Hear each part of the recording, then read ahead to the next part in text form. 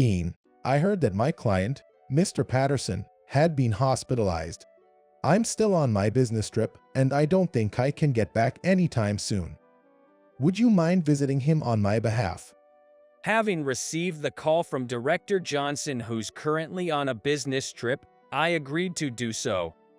My name is Bean Crawford, a peculiar name held by only about 1,100 people nationwide. Due to the length, Director Johnson has been calling me Bean. If it's a hospital visit, I must bring some gifts. However, the person in question is the CEO of a major client company of ours, and moreover, I've never met him, so I had a hard time deciding what to bring. I thought about buying some fruits online, but I thought it would be too ordinary for such an opportunity to get my face remembered. So, I decided to bring the most popular bean daifuku from the traditional confectionery shop run by my family. Bean Crawford's Confectionery was a traditional sweet shop that my great-grandfather started shortly after World War II. Based on the fact that his surname contains the word bean, my great-grandfather decided to make bean daifuku the flagship product of the shop, and after much trial and error, he created bean daifuku with carefully selected ingredients. The mochi dough of the bean daifuku made by my great-grandfather is thin, with resilience and stretchiness, and it's soft, with plenty of sweet red bean paste.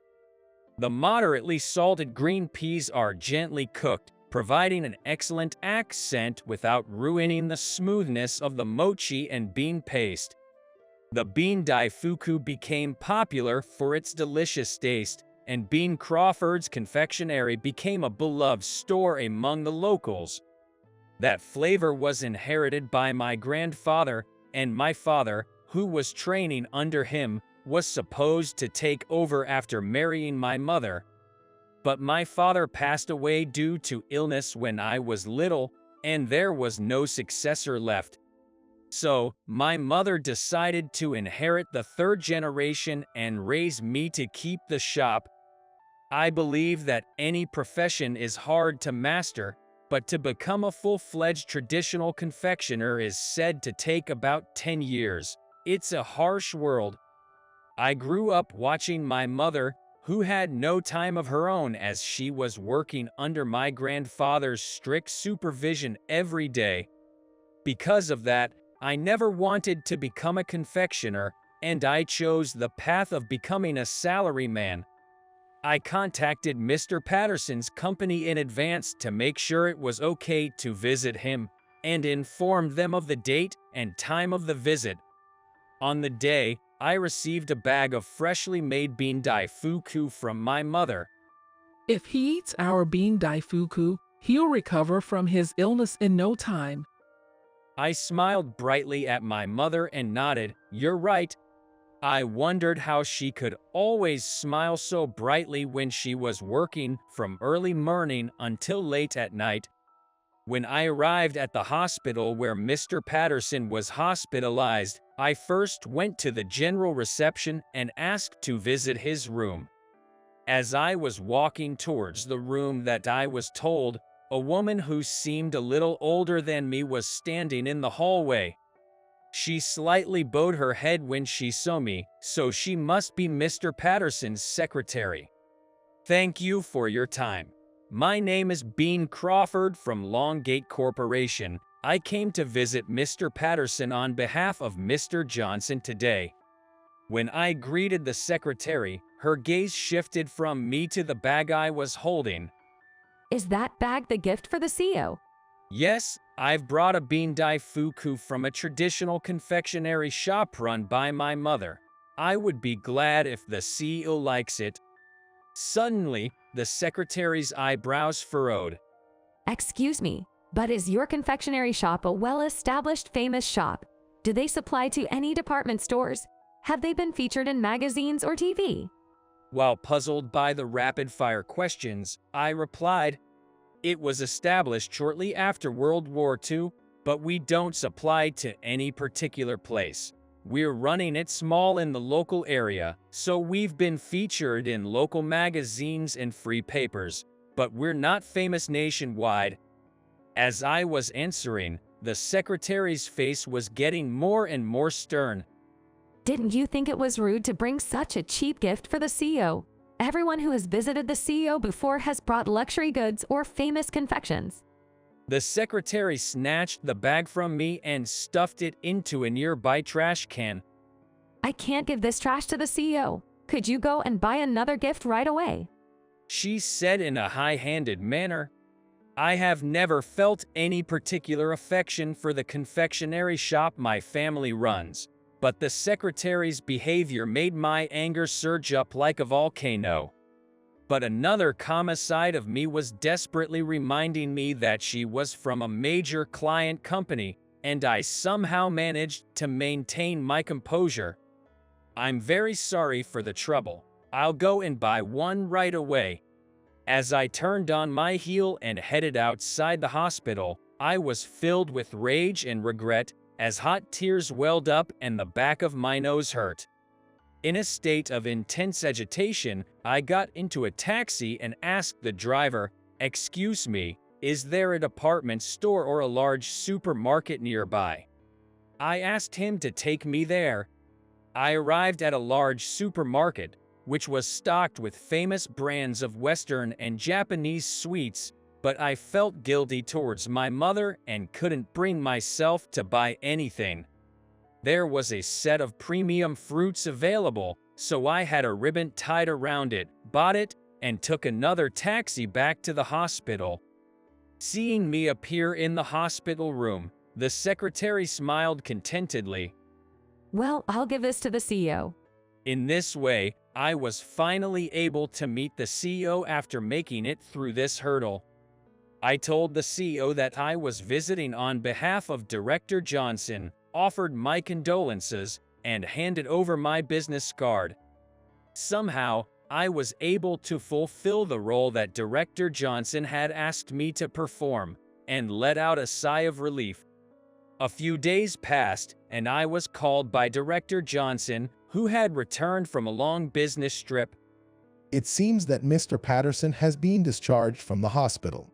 I'm going to visit the company with a discharge gift, so I'd like you, Bean, to come with me. I felt a bit down at the thought of having to meet the CEO's secretary again, but I was relieved when he said there was no need to buy a discharge gift. I thought Director Johnson must have prepared it, but there was no bag, so I thought maybe he would give a gift card. "We've been waiting for you. Please, this way." We were led to the CEO's office by the secretary in a polite manner. The way she treated me and Director Johnson was completely different, and I was made acutely aware that she was looking down on me. The secretary who had led us to the CEO's office was about to leave, but the CEO said, "Baker, please stay here," and although she seemed momentarily confused, she remained. Then soon, there was a light knock on the door of the CEO's office. "Please, come in." At the CEO's invitation, the door opened, and the person who came in was, incredibly, my mother. Why is my mother here? Unable to comprehend the situation, my mother greeted, "Mr. Patterson, I brought a discharge gift," holding the bag of daifuku that I was supposed to give to the CEO the other day. The CEO's secretary was staring at my mother in shock. "Thank you so much for going out of your way. I'm sorry for the trouble." Mr. Patterson received the bag from my mother and took out the pack containing the daifuku. "May I?" When my mother nodded with a smile, the CEO's secretary left to prepare tea in a hurry. Mr. Patterson, with a big smile, picked up a daifuku and took a bite. Mr. Patterson, after savoring the taste in silence for a while, he took a breath and muttered, "Pa, this taste, it's nostalgic." He picked up a cup of tea left by the secretary, took a sip, and started reminiscing. When my grandfather was the owner of Bean Crawford's confectionery, the CEO lived nearby. His family was large, consisting of his grandparents, parents, and 6 siblings, and they didn't have much financial leeway. In his family, it was a custom to buy Japanese sweets from Bean Crawford's confectionery on special occasions, and the CEO enjoyed eating the shop's most popular daifuku above all. The CEO often went to the store with his mother and occasionally received leftover sweets from my grandparents, which was what he was really looking forward to. When I eat this daifuku, it brings back memories of my family, who were poor but happy. The CEO said, reminiscing. He had seen my mother, still young, peeping from the store and helping out from time to time. I can't tell you how happy I am seeing that young girl grown up and inheriting the taste of this daifuku. Hearing this, my mother smiled. I grew up eating my grandfather and father's daifuku, and I didn't want to lose this taste. As long as there are customers who look forward to our daifuku, I plan to continue running the shop. I also like our shop's daifuku and think it's delicious. But I've never felt like this before.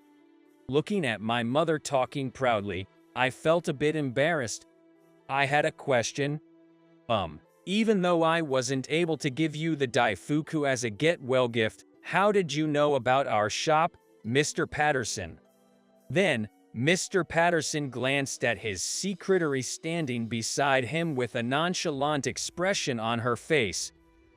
Actually, a nurse came to visit my hospital room with a paper bag shortly after. She heard the conversation between you and Baker and saw how she threw the get-well gift into the trash. Immediately, the secretary turned pale. The surprised CEO took the bag and noticed the familiar design. He remembered that when I introduced myself, I was Bean Crawford and confirmed it with my business card. He then deduced that my family must be the owners of Bean Crawford's confectionery. After that, he contacted the store, found out that my mother was the shop owner, and asked her to bring some bean daifuku on the shop's day off. Although I was unaware, I am deeply sorry for throwing away the bean daifuku that was made with all your heart. The CEO bowed deeply, and my mother and I felt awkward. No, it's not your fault, Mr. Patterson. However, the CEO kept his head down. The mistake my secretary made is my responsibility. It was my lack of guidance. Despite the CEO apologizing himself and thinking that the secretary would reflect on this, she stubbornly insisted, "Everything I did was for you, Mr. Patterson. I believe that only certain things should be allowed in the CEO's mouth. I did nothing wrong," causing the CEO to sigh deeply. It seems you need to relearn what is truly important to people. Please leave. Although the secretary tried to argue back, she was suppressed by the CEO's glare and reluctantly left. I apologize for the trouble. Please allow me to make amends in another way. The CEO and my mother had a lively chat about her grandfather and their hometown, and we left the CEO's office after saying our goodbyes. According to a story I heard from Director Johnson later, Mr. Patterson's secretary was dismissed and transferred to a different department. However, she was dissatisfied with this and decided to resign voluntarily. When my mother heard the story from me, she said regretfully, if we could have made her try the bean daifuku, maybe she would have changed her mind. Which made me laugh. Mr. Patterson had said he would apologize in another way, and it turned out to be a business proposition. His company also does website production, and he proposed to set up a sales site along with the store's website for free. As expected, the work of professionals is excellent, and now our bean daifuku can be purchased online and sales are steadily increasing. We even hired employees specifically for online sales. The truth is, there was a big change for me. I quit the company I was working for and decided to train under my mother. This incident made me realize how much Bean Crawford's confectionery and our Bean Daifuku are loved by people. Not only are they delicious, they also revived pleasant memories. I do not want to lose this flavor, which has been passed down since my great-grandfather's generation, in my mother's generation. I cannot lose it. My thoughts changed, and I wanted to protect and inherit it with my own hands. My mother was surprised and skeptical because I had been so reluctant to take over the store, but when she realized that I was determined, she said with a serious expression, "Well then, I'll be beating you to shape hard, so you best be prepared." Even though I was prepared, the training to become a confectioner was rigorous. Waking up early in the morning is tough. I sometimes have to touch cold water for long periods of time, and carry heavy things as well. There are many things to do and learn, and even when I try to do as my mother says, I can't do it well. Yet, I vowed to continue my efforts so that one day, I could hear from my customers the same words the CEO quietly muttered, "Ta, this taste, it's nostalgic."